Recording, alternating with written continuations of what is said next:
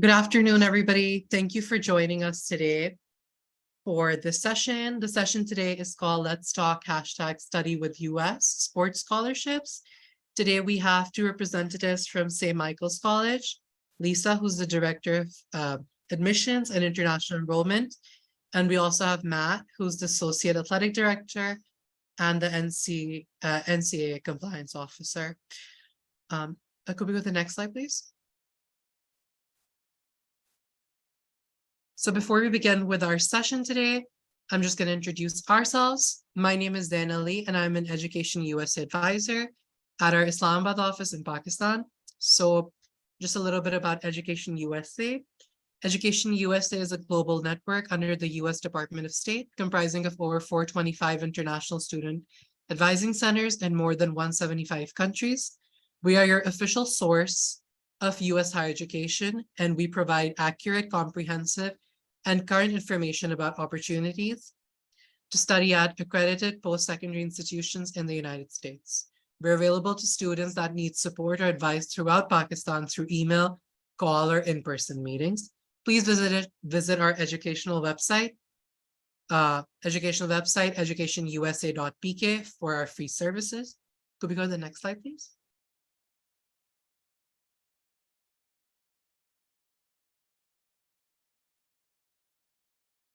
Okay, in Pakistan, Education USA is based at the United States Educational Foundation, USCFP, which is also the Fulbright Commission in the country. USCFP promotes mutual understanding between the people of Pakistan and the people of United States through educational cultural exchange, with offices in Islamabad, Lahore, and Karachi. USCFP comprises of several departments, including advising, testing, programs, and alumni. If you want more information about services we provide, please visit our website, educationusa.pk and uscfp.org. So now we're going to begin with the rest of the session. I'm going to now hand it over to Lisa and Matt. Great, thank you so much. So as Zane said, my name is Lisa Lagerquist, and I am the Director of Admission Systems and International Enrollment at St. Michael's College. And I'm joined today by Matt, who works in our athletic department and is an Associate Director of Athletics and our NCAA Compliance Officer. So he knows a lot about what you need to know about playing sports in the US.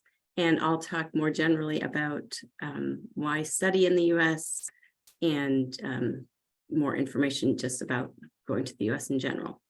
So some things we're going to cover: opportunities for playing sports at university in the United States, who the student athletes are, some truths and myths about sports scholarships, what you need to know about the NCAA, what it's like to be a student athlete at St. Mike's and other places, and then some tips and resources for you as you're looking to study in the US and be an athlete.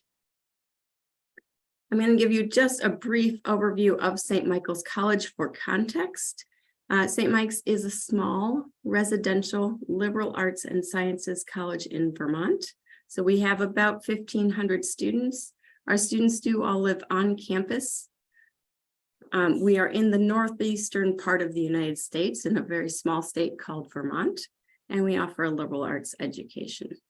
So I think as we talk today, it's just helpful to keep in mind that there are over 4,000 educational institutions in the United States, and they are all different sizes and all different places in the US.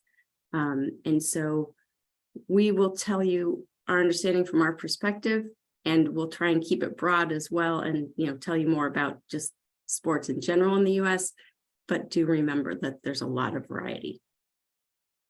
I'm going to have Matt give you just a brief overview of our athletic program now. Hello, everyone.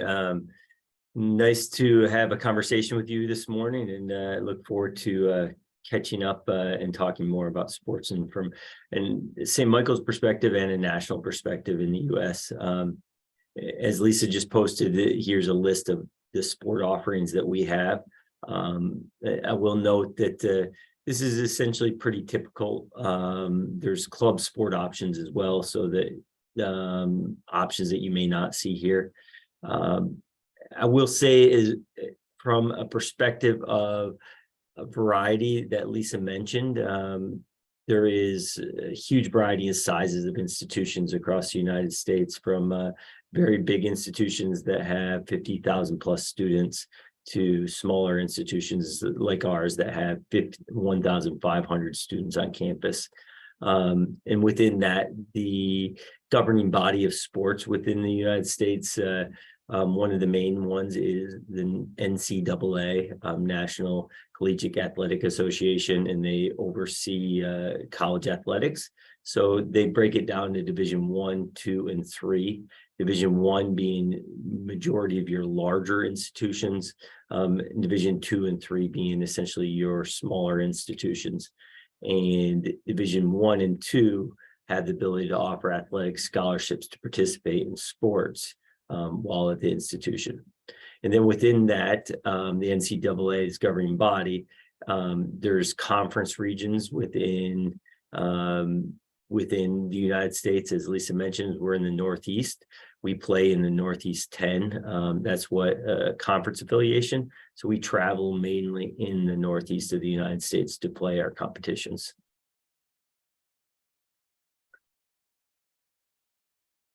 Thanks.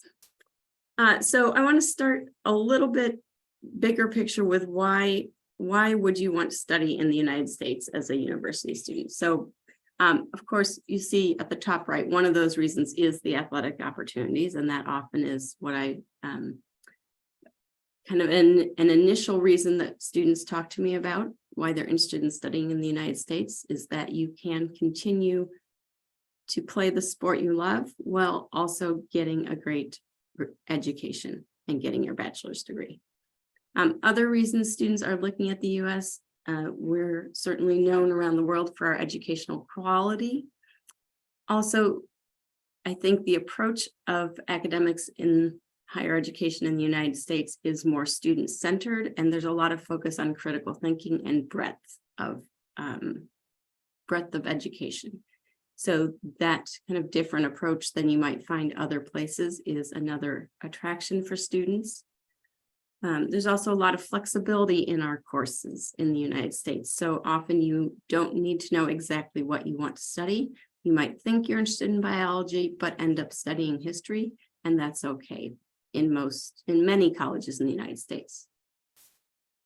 Also, many of our universities offer more experience outside the classroom. So it's not just lectures, but it's the opportunity to go out and study in the field. As you see these folks in the picture doing, they're doing some sort of chemistry testing out by the river, or doing internships and other ways to put what you're learning into practice. Many students are also looking for the residential campus. So for example, St. Mike's, our students do live on campus, and it's that kind of classic thing you might see in some movies, at least, of students living in residence halls around a green, students hanging out outside, lots of opportunities to get involved on campus in clubs and activities. And then finally, just the number of options. So as we mentioned, there are somewhere around 4,000 higher education institutions in the United States. So there's pretty much something for everyone. And then talking more specifically about student athletes in the US, according to the NCAA, there are around more than 21,000 international student athletes in the NCAA. I have Spanish student athletes as an example here. I looked at some research where they really kind of counted by number and countries. Unfortunately, Pakistan did not rise to the top of that list, so I don't have the numbers for Pakistan. As Matt mentioned, there are 3 different levels just in the NCAA, and there are some other leagues as well. And so these are the numbers that they had for Division 1 and Division 2.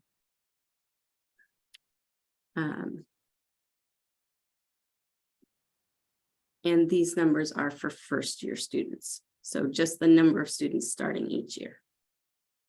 All right, I'm going to hand it back over to Matt to talk a little bit more about the NCAA. Great. We discussed a little bit about the divisions 1, 2, and 3. I'm going to stick with division 1 and 2 for a second. One of the part of the NCAA's and them being the governing body is making sure that each institution's on an equal playing field. And they do that from an academic standpoint using the NCAA Eligibility Center.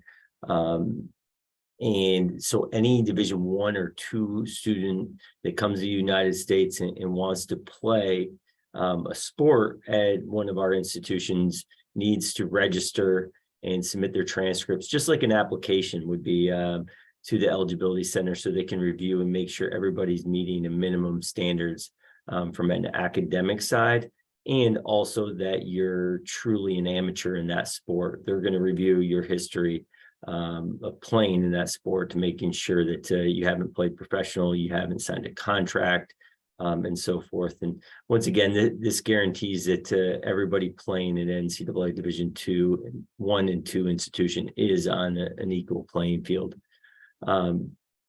And so this is something, as you get closer and you start beginning the conversations with an institution, with a coach of that institution, that you'll want to have that discussion with as well on what items are necessary for the Eligibility Center and how the application process goes. But that's something you could find with a Google search. And also at the end of this, I'm sure we'll have resources to get you to that point as well. Lastly, a gap year. I'm sure on this call we have various degrees of students that in their high school career. What the gap year in the NCAA is allowed is essentially once you graduate high school, you have 1 year before you need to enroll at an NCAA institution, that you can continue playing your sport as long as you haven't signed a professional contract. But after that gap year, that 1 year period, you need to enter a college, another institution, and begin your secondary career, academic career. So that's another thing. I'm sure that there's some questions on that end of it as well. But to speak to the coach and the college that you're looking at enrolling in, and they could answer specific questions from there as well.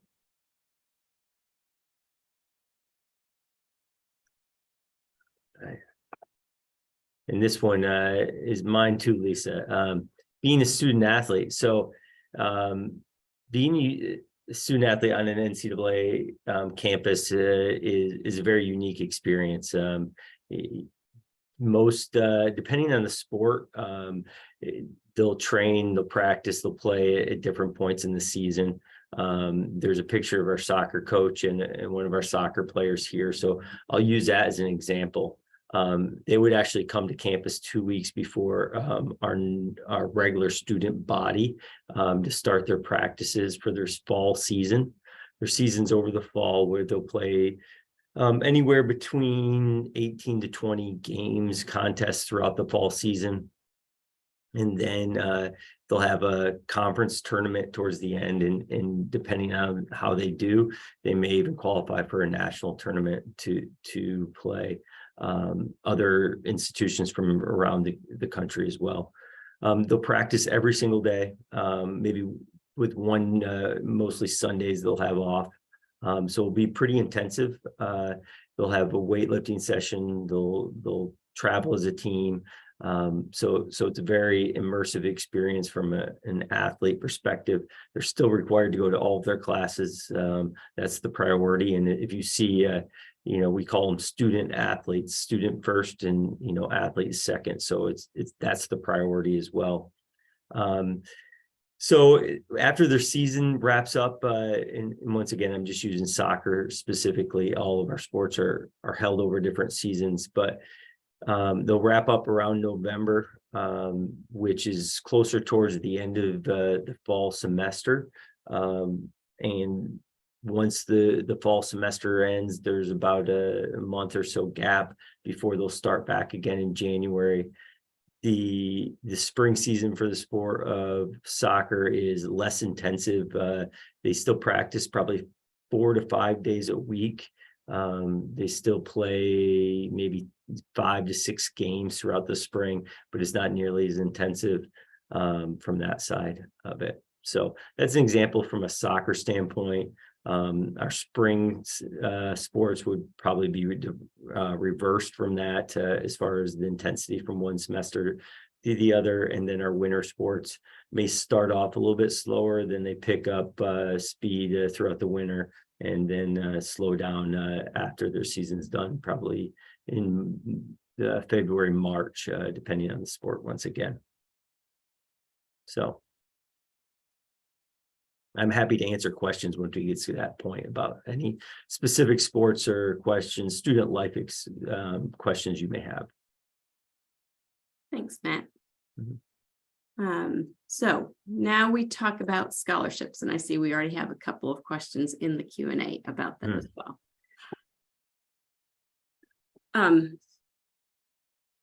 So I will start with funding. A U.S. education can be expensive. I've put here at the bottom list price versus net price. So I wanted to start with saying that if you look online at what a U.S. university costs, you will see the full tuition cost, any fees, you'll see room and board or housing and meals costs if they're a residential college. It's important to know that most, not all, but most or many students are not paying that full price. So what I would call the list price, what you see online. There are many ways to reduce the cost. I would also say that most students are not paying nothing. So finding a scholarship which covers all of your costs is fairly rare. There are options for financing your education beyond athletic scholarships. But we'll start talking about athletic scholarships first. As Matt mentioned, Division I and Division II are the divisions of NCAA which offer scholarships for student athletes.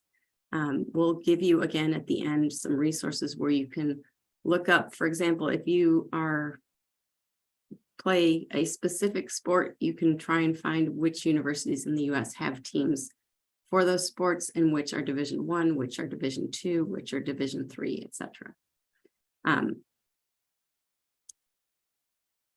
But I think the two things I would say here are, again, not all sports offer full scholarships, not all divisions offer any scholarships, and finding those full ride scholarships is rare.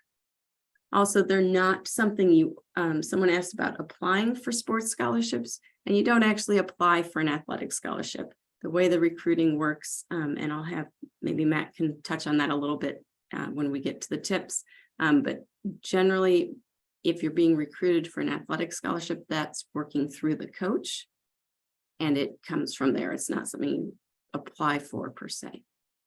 But I also want to point out that many U.S. institutions offer some sort of academic scholarship. So, and sometimes those can be combined with your athletic scholarships, sometimes they can't. And if you're looking at, for example, Division III in the NCAA, where they don't offer sports scholarships, you may find schools that are offering academic scholarships. So I always encourage you, while you're focusing on your sports, to also focus on your academics, because the stronger your academic profile is, the better you've done in school, the more chance you have at scholarships overall. You'll also find some universities that offer what we call need-based aid. There's a limited number of universities that offer this for international students, so for non-US citizens. But some do, and that really just takes some research on your part to figure out who offers need-based aid and who doesn't. And I'm sure the Education USA advisors can help you with that as well. So that is scholarships based on your family finances. As a reminder, if you are not a U.S. citizen, you're not eligible for U.S. federal funding, and you don't file what's called the FAFSA. If you see people talking about the FAFSA, that's the federal aid application, but it's not applicable if you're not a U.S. citizen. Another thing students ask me about is getting student loans. These are generally in most cases not available to international students. There are some private lenders who may offer loans. Most loans offer a U.S. cosigner. And depending on your country, there may be loans available to you outside the U.S. And then finally, students ask me about working on campus. So if you are here on an F1 student visa in the U.S., your ability to work is limited to working on campus, and you can work up to 20 hours per week during the academic semester. You can work more than that when you're not in class, or when the semester's over, so on breaks, but it is limited to 20 hours per week. And depending on the campus, I tell students looking at St. Mike's that you can't count on 20 hours per week on campus work.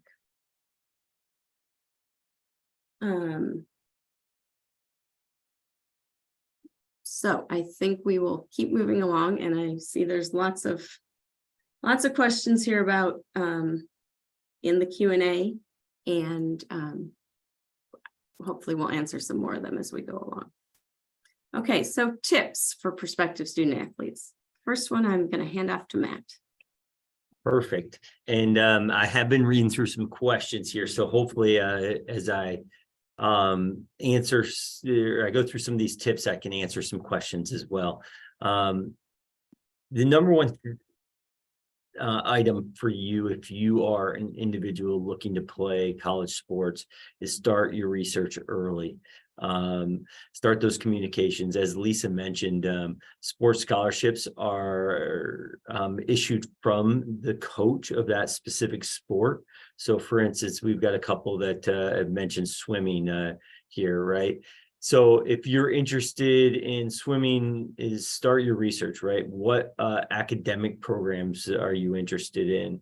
What location in the United States may you be interested in? A warm climate, a climate that's got 4 seasons, a institution that's in a city, institutions that may be more rural. And as you see the picture here, we're not in a big city, but we have access to a very nice city of Burlington, Vermont. But we have mountains. We get a good, nice winter as skiing options and so forth. So finding out what area of the country that you may want to be in. Does an institution have the program that you may be interested in? And then finding the sport options for yourself as well. And begin speaking to coaches about what opportunities may exist, whether it's scholarship wise or whether it's just opportunities to participate. So those are the items I think that really getting on top of and starting that research. And once again, we will have a tips sheet in a second that we'll go over ways to do research and help you with your process of beginning this.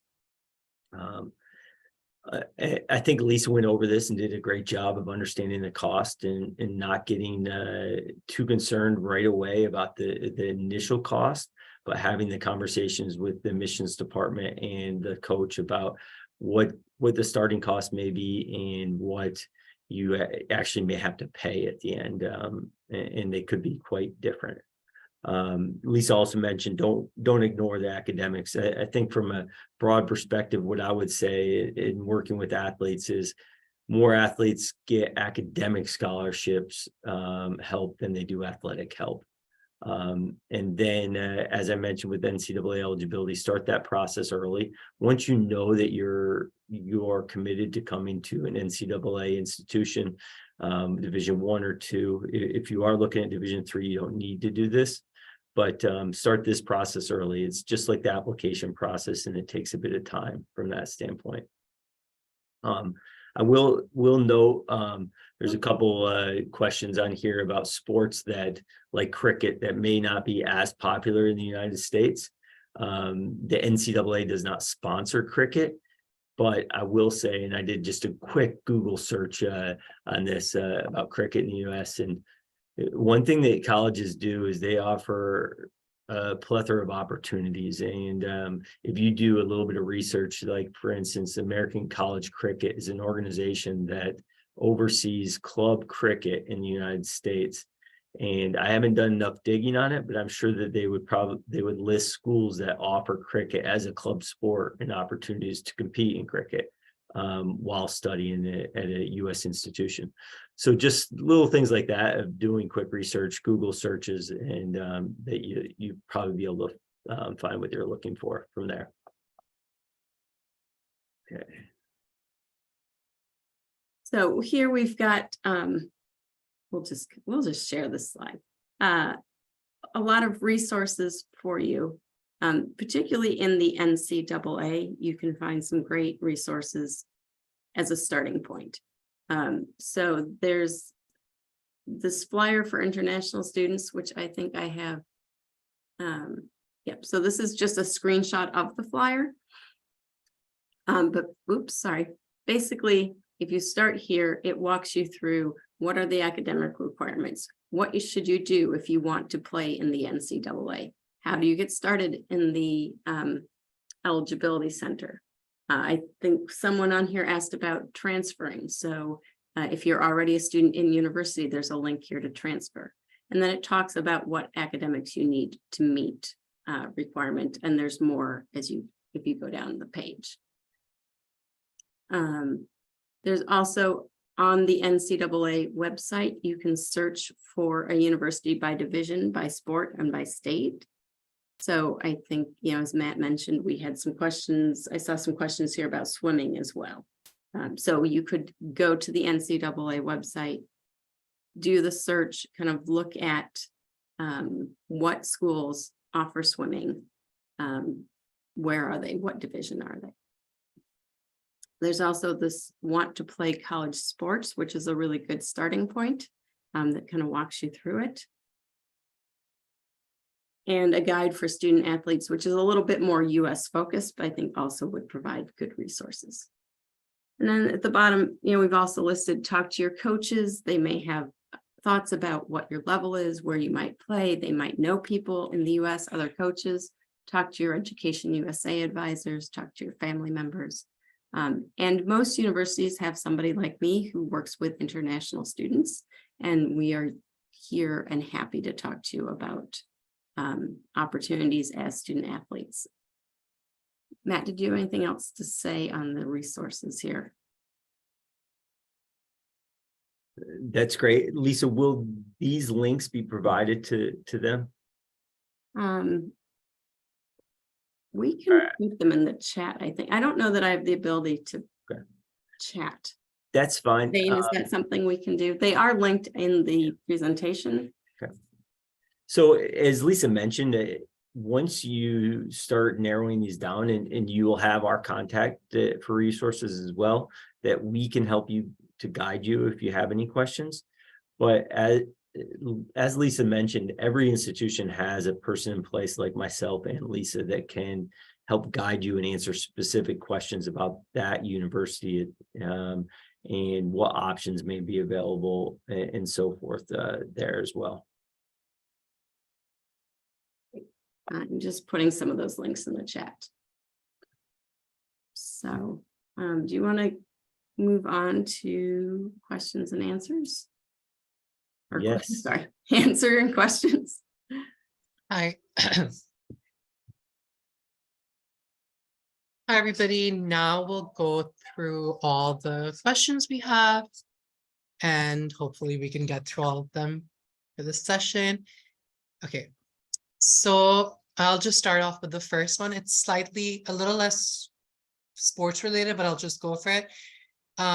Lisa, I think you might be able to answer this. How can anyone transfer any program in the US with a fully funded or partial scholarship? Like if you're already in a bachelor's program, if you go to a different school or transfer, would you still be able to get a fully funded scholarship or a partial scholarship, or it's harder for transfer students? I think it depends. If you're looking at sports scholarships, then Matt may be able to address that. I know there's this, if you're already in the US, there's a transfer portal. If you're outside of the US, Matt, I'll just let you answer that. Yeah, that's great. And then I can talk about other scholarships. The NCAA does have quite a few specific rules regarding transfers. And I think there's two parts to this question. One, if you're transferring from an institution internationally into the US, we would have to look at what eligibility you may have remaining. There's specific rules about you get 4 years of competition once you start your collegiate career from an academic standpoint. There's one-time transfer options, so a student can't transfer more than one time without a specific reason, a hardship reason, or so forth. There's a lot of depth to this, and I would suggest if you had a more specific question that maybe you grab my email and send that specific question to me, whoever's asking this question. And as far as the sports scholarship goes, all I would say is from the start to finish, whether you're a transfer, or whether this is your first time at a college institution, enrolling at a college institution in the United States, that this sports scholarship is all determined based on your ability and what the value the coach sees in you adding to their team. So it's not as easy as for me as an administrator to say, oh yeah, for instance, our men's soccer team, that if you play for a men's soccer team, that you get a full scholarship, and if you decide to transfer, you'll automatically get a full scholarship. That's all based on what the value the coach sees in you. And for an example, and this is probably the case for most Division II institutions, there is very limited, if no, full scholarships available through athletics. So that's just something to kind of keep in the back of your mind as well. Some of our Division I big institutions will have full scholarships, but those are extremely competitive, and you have to be one of the top athletes, not only in the country, but across the world to be competitive for those scholarships as well. But have those conversations and begin them as soon as you can. My suggestion. So long answer to that question. And I think, beyond sports scholarships, transfer scholarships is really something that varies very much from institution to institution. So for example, at St. Michael's, we do offer merit scholarships to transfer students. They're slightly different than our first year student scholarships, but we do offer them. They don't cover the full tuition though. And so some universities don't offer scholarships for transfer students and some do, which is a very not helpful answer, I guess. Okay. So I know you guys might have to repeat the stuff you already covered, but some people joined in later, so they're asking. So somebody wants to know how they can specifically apply for sports scholarships. What's the eligibility criteria for undergraduate international students to apply for the sports scholarship? I'll hit this one again, Lisa.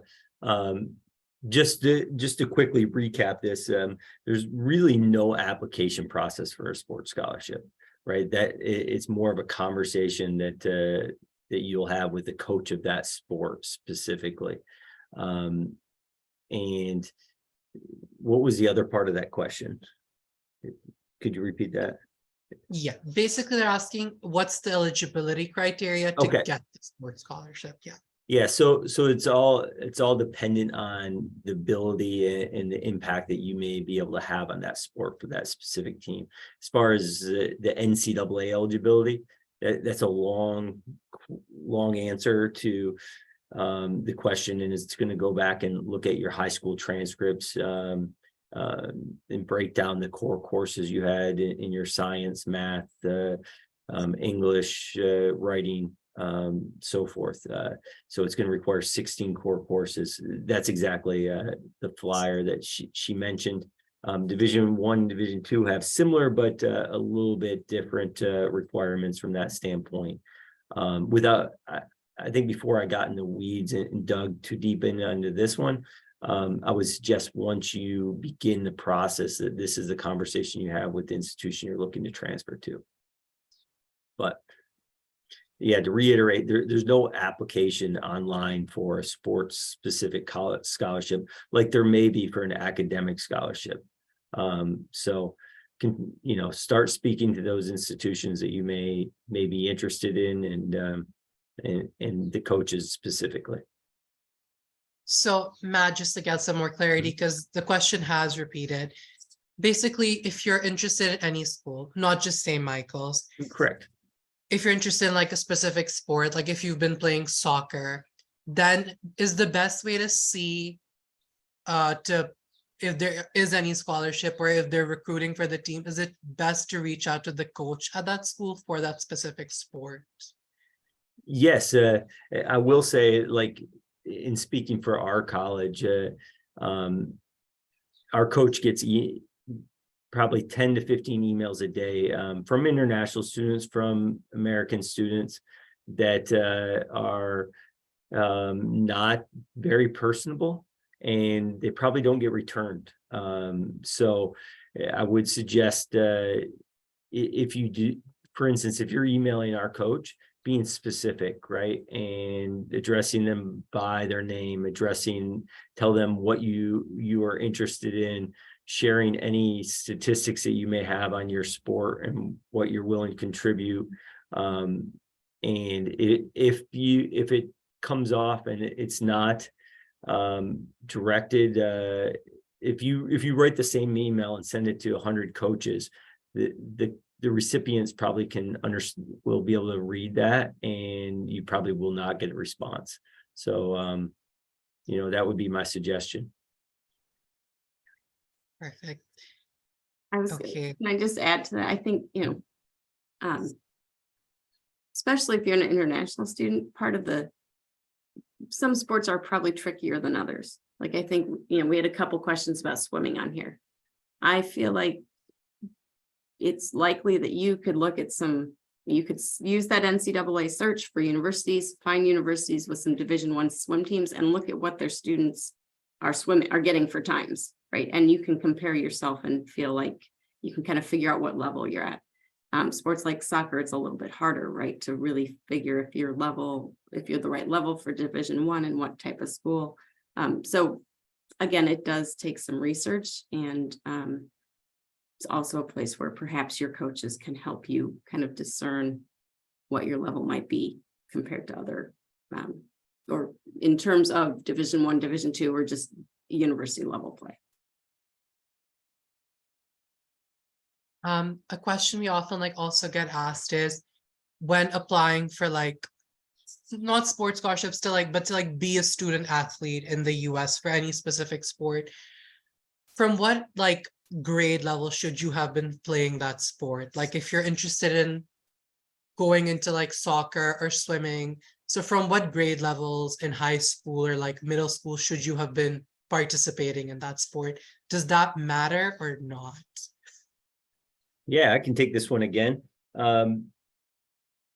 I think at the end of the day, what matters is your ability in that sport, right?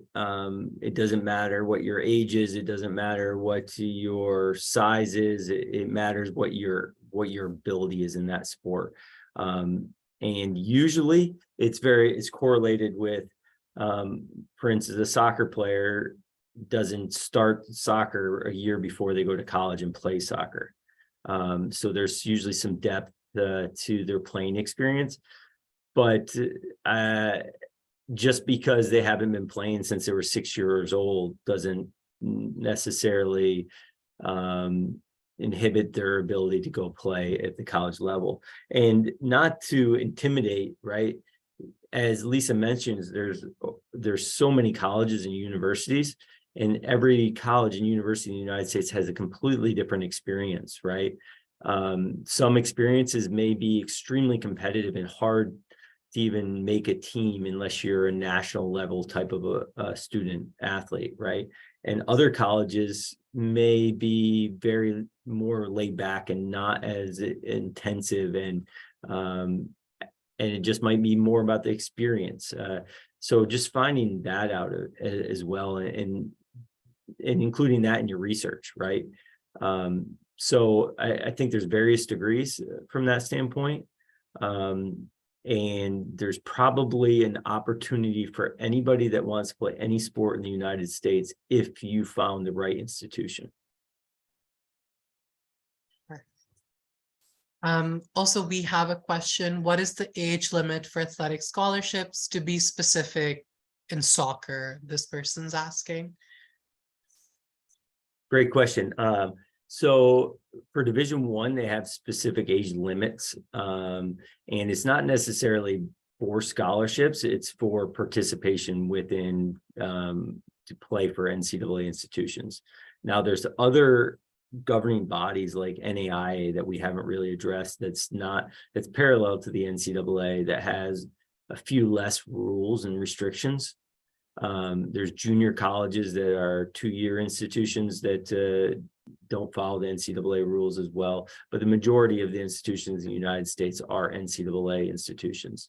Now, Division II, the way that it's not necessarily age limitation, but as I mentioned with the gap year, after your high school graduation, you essentially have 1 year to start, to 1 gap year before you start your collegiate enrollment. And every year beyond that, you actually get a season charged against you. So you have you'll have 4 seasons to play your college career, right? So if you just say that you took 3 years before you started your college enrollment, then you possibly would have 3 seasons. You would only have 1 season left.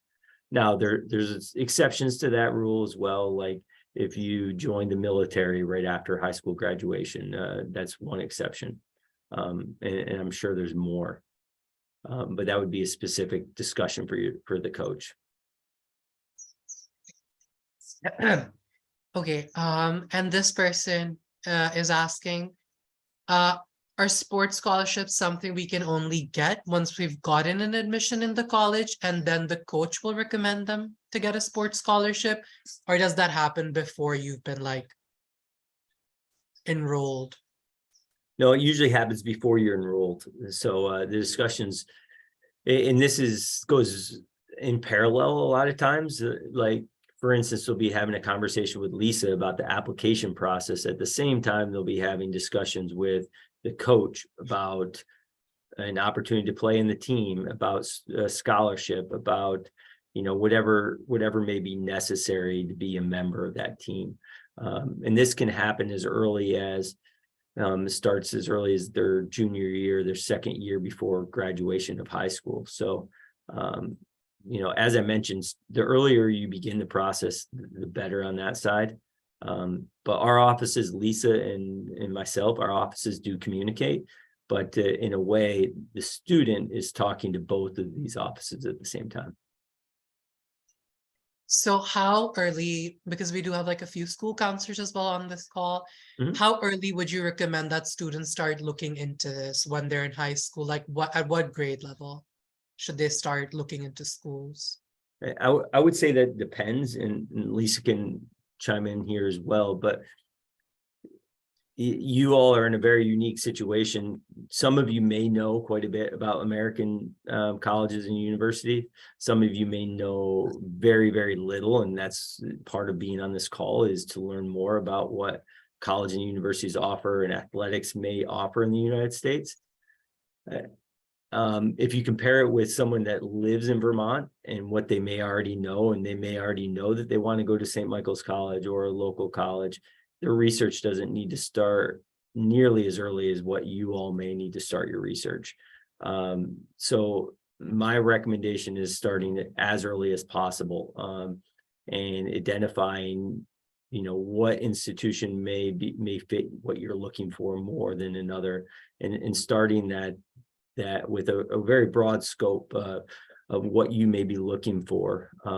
And not just within athletics, but as I mentioned, within a region of the United States, within a climate of the United States. And that's one of the really unique things about what we have here is that, we have big schools, we have large schools, we have some in very warm climates and some in very cool climates. So, find some very mountainous, some near oceans, right? So finding out what exactly it is you may be looking for in your collegiate experience, and starting that as early as possible, and so you can start narrowing it down, and it's not just a guess at the end. Yeah, and I would say, sorry. So 3 years before you go to university, maybe 4. And particularly if you need funding and you are looking for a lot of funding, the earlier you can start, the better, because that's certainly more challenging to find than if you have the family resources to pay for university. Someone has like one big question they're asking. How would you be able to judge someone if someone's a good tennis player or not? Is it possible, is there a chance that you'll be called for like trials by university coaches? Because like in the US, often coaches will be at games to recruit athletes, but obviously, because different continents and everything, would these students who are like interested, would they be called by the university coaches in like a way that their skills can be judged? Or is that something that won't happen?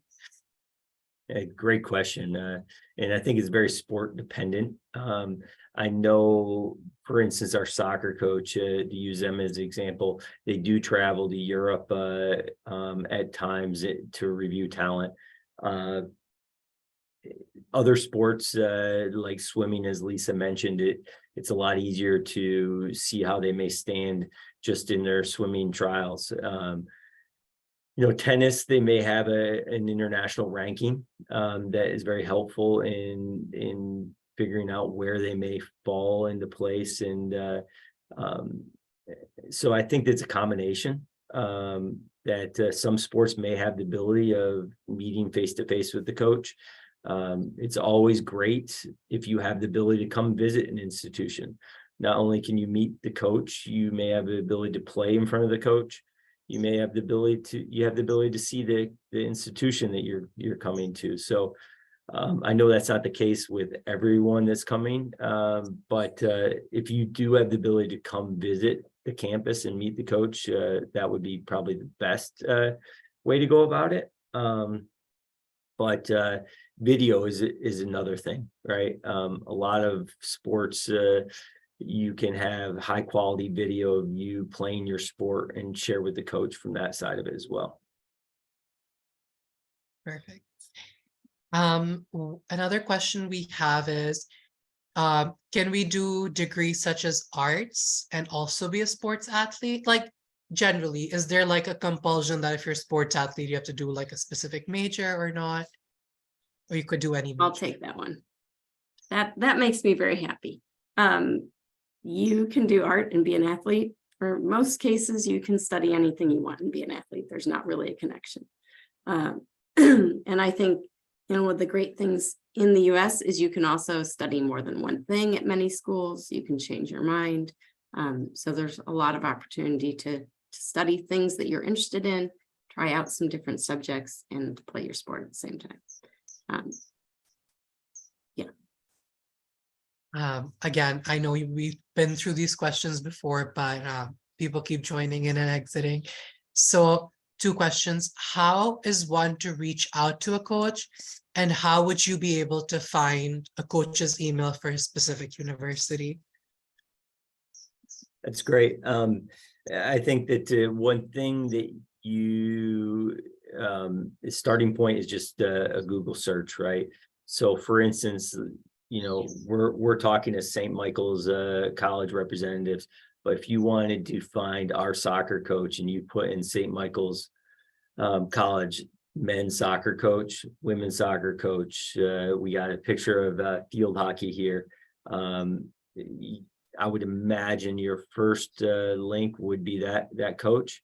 The second way, and I believe Lisa shared it with you, and you can correct me, Lisa, but she's got an NCAA link that will bring you to all college institutions and what the ability to search for your sport. Understanding that the NCAA doesn't sponsor many of the sports that may be popular in Pakistan. And then you have to do essentially a search for like cricket, and what institutions may have club cricket on campus, and so forth. And for example, I think on many university websites, for example, our St. Michael's College athletic website, we have a tab that says, I want to play. And there is a link there to fill out. There's prospective student athlete information. There's a link to fill out forms to inquire about sports. And you can also find a list of all our coaches. So I don't know that that's true for every university, but certainly we're trying to help students connect with coaches. Yeah, I think it's true for most NCAA division is 1, 2, and 3 institutions that you can find contact information. The hard, overwhelming part is just the starting process, and finding out what you may be looking for. So we have another question here. Are there any academic based fully funded scholarships at St. Michael's? And if so, what's the criteria eligibility? Like, is there a minimum SAT score students would need? So we do not. So first, I want to start with there's 2 types of, sometimes when people talk about fully funded scholarships, you can have full tuition scholarships. And there's also scholarships which cover, sometimes people call them a full ride, right? So it covers your tuition, plus your fees, plus your housing and your meals and your books. At St. Michael's, we don't have any that cover the full cost, so the full ride. We have some very limited full tuition scholarships, but most of those are limited to specific groups of students. So we have a book award, we have a Vermont full tuition scholarship, and we have some partner schools. So unfortunately, for the most case, no, at St. Michael's, we do not have academic scholarships that cover the full cost. Also, sorry, I know you asked about the SAT. We do not require the SAT at St. Mike's for admission or scholarships. And we have not required that for about 15 years now.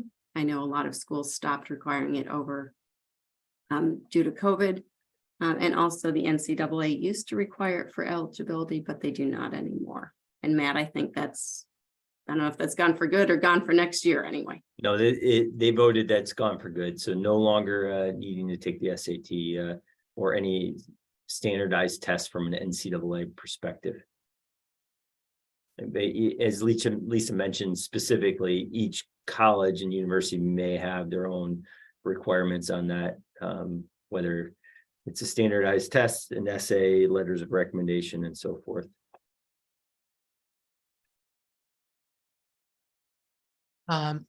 Again, just like a more generalized question.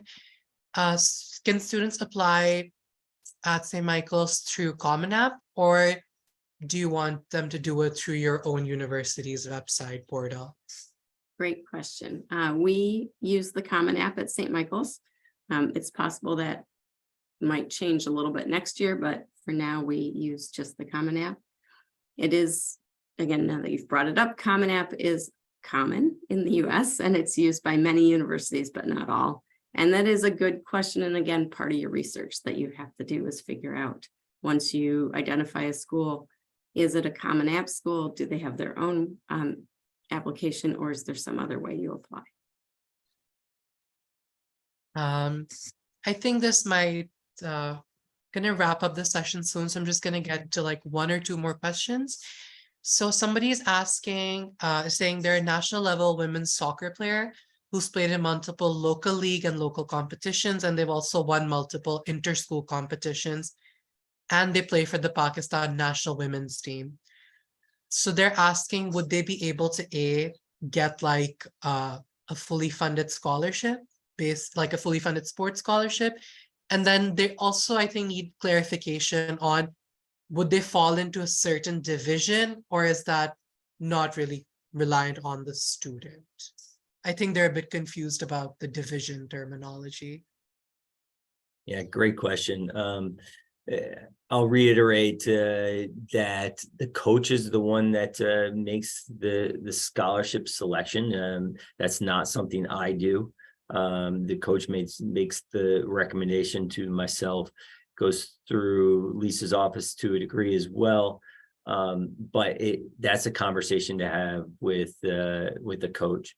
Now, having the discussion with the coaches from different institutions, from different levels, right? And what meets your needs. From a national team perspective, depending on what a team may be looking for, it may be a big Division I institution that is the right fit for you. But it also may be a small Division II or Division III institution.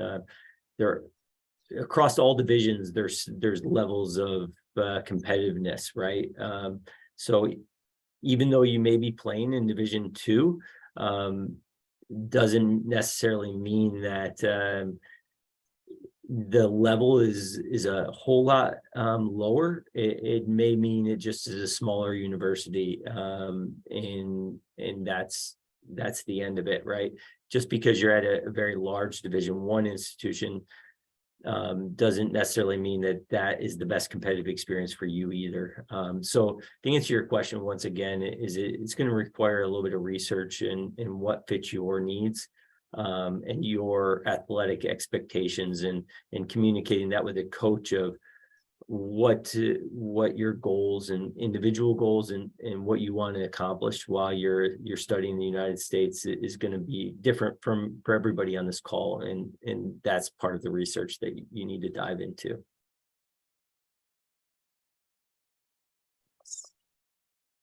We have another question.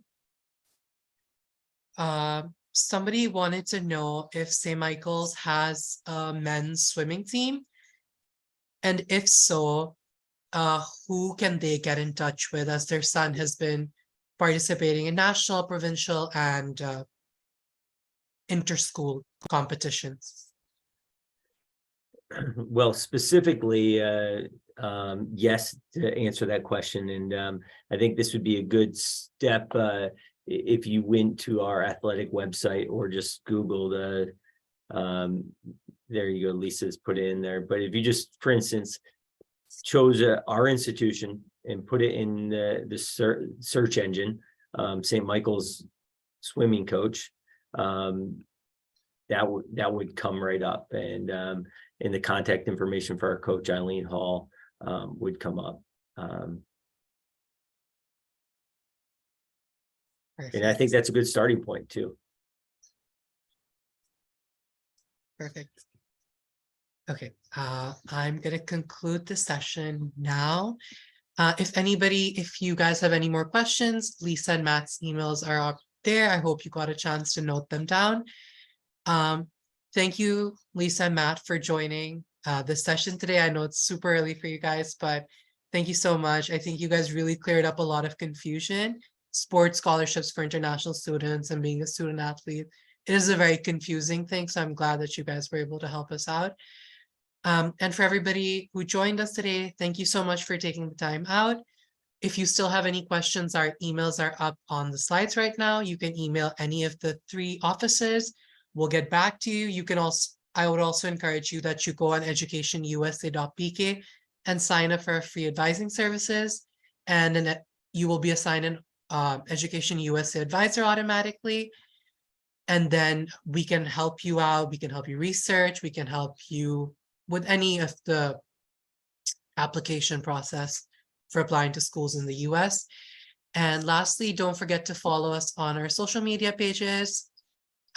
It's EducationUSA Pakistan on all 3, Facebook, Twitter, and Instagram. And this is the best way to also stay in touch with us about our future events. And once again, thank you so much, Lisa and Matt. I hope you guys have a good day. Thanks. It's our pleasure. Goodbye, everybody. Have a nice evening.